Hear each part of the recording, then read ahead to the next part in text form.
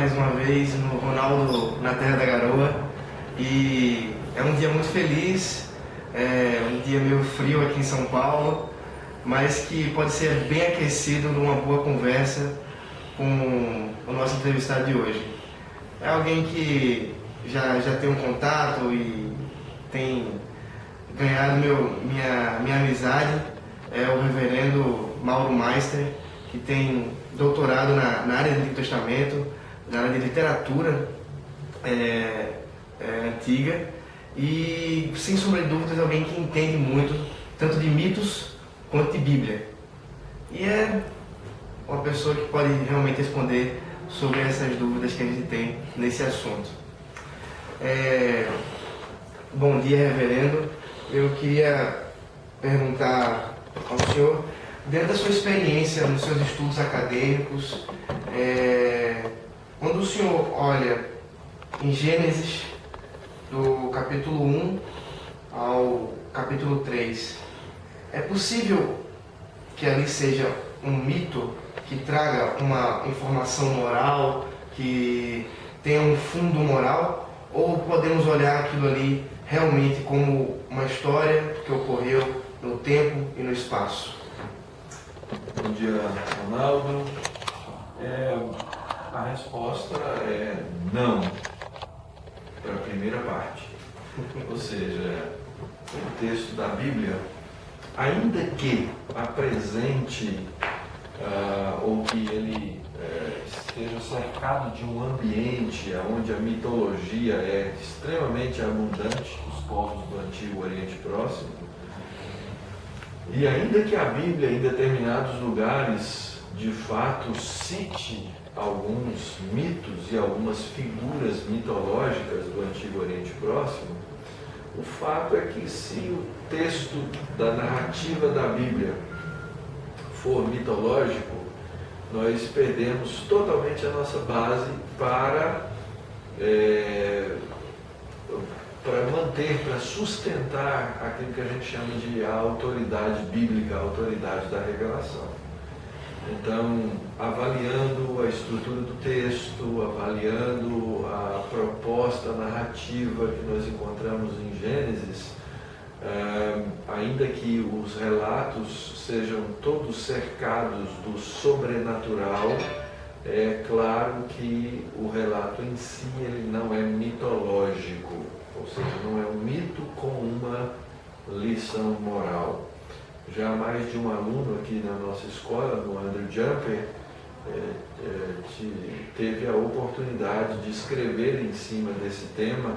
Eu tive a oportunidade de orientar alunos em cima desse tema, relacionando os relatos da criação e os relatos entre os 11 primeiros capítulos de Gênesis, que é chamado de história primordial ou primeva, e comparar esses capítulos com mitos do Antigo Oriente Próximo, épicos, mitologias egípcias e de outros povos ao longo dos séculos, e chegarem à conclusão de que, ainda que existam semelhanças nesses textos, o gênero e a forma e a abordagem são absolutamente opostas. Então, a resposta é não. Gênesis 1 a 3 ou 1 a 11 certamente não são uma história mitológica, mas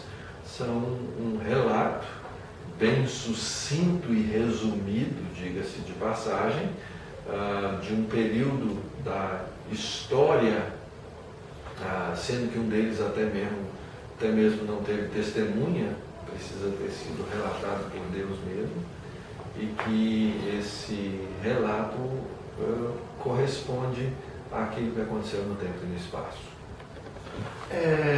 Reverendo Mauro, pensando naquilo que se às vezes admite durante todo o escrito do Antigo Testamento, também no Novo, uma vez que nós admitamos que há mitos na Bíblia, uma vez que nós admitamos que existe em algum momento relatos mitológicos na Escritura. Qual o risco que estaríamos correndo com a nossa fé e também com a própria doutrina da inerrância e autoridade das Escrituras? Veja bem, temos que ter um quadro completo para avaliar aí a sua questão.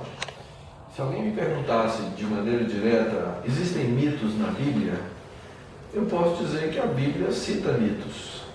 Não é? Eu tenho um livro de Jó, no qual os amigos de Jó citam figuras mitológicas.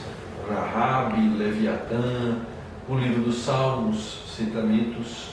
Existe uma correspondência entre nomes de divindades mitológicas e outras possibilidades, né, de que seres de fato criados por Deus tenham sido entendidos por outras culturas como mitos. Né? Então eu falo, por exemplo, em Satanás. Ora, eu entendo que Satanás é um ser que foi criado por Deus e que rebelou-se contra Deus e tem esse nome. Ora, esse Satanás, em outras culturas, ele é um ser mitológico. Então, eu tenho que entender, em primeiro lugar, essa relação. A Bíblia cita mitos. Em alguns lugares, por exemplo, no livro de Jó, nós temos citados ali criaturas mitológicas como tendo sido criadas. E ali o que está acontecendo é que o autor simplesmente sabe que o leitor, ao ler o seu texto, aquele que a gente chama de leitor presumido, o leitor daquela época, que ele certamente vai entender que está sendo citado ali um mito. Então, esse é um lado da questão.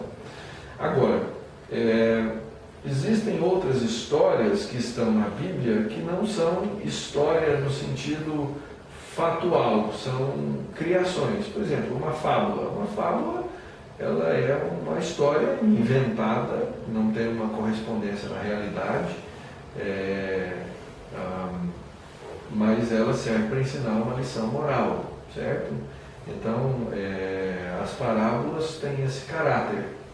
E eu não tenho problema nenhum que elas estejam na Bíblia. Eu tenho apenas que reconhecer o gênero literário, reconhecendo o gênero literário, fazer a interpretação de maneira correta.